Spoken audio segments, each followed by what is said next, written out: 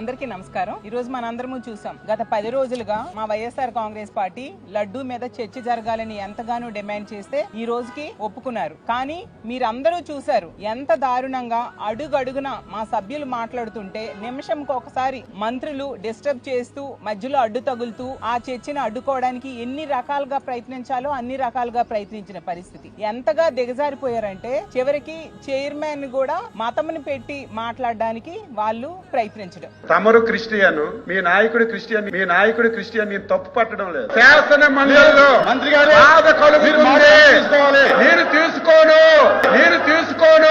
అసలు మనం ప్రజాస్వామ్య దేశంలో ఉన్నామా లేదా అర్థం కాని పరిస్థితిని ఈ రోజు కూటమిలో ఉన్న మంత్రులు ఈ రోజు కల్పించారు. ఎందుకంటే మన భారతదేశం అనేది ఒక లౌకిక రాజ్యం, ఒక ప్రజాస్వామ్య రాజ్యం. ఇలాంటి భారతదేశంలో ఇలాంటి సంఘటనలు జరగడం నిజంగా సిగ్గుచేటు. చైర్మన్ పట్టుకొని మతంను ఉద్దేశించి, అలాగే మాజీ ముఖ్యమంత్రి గారిని పట్టుకొని మతంను ఉద్దేశించి మాట్లాడుతూ ఉన్నారంటే వీళ్ళు ఈ చర్చకి ఎంతగా వీళ్ళు భయపడుతున్నారు అనేది మనకి క్లియర్ గా అర్థమవుతూ ఉంది.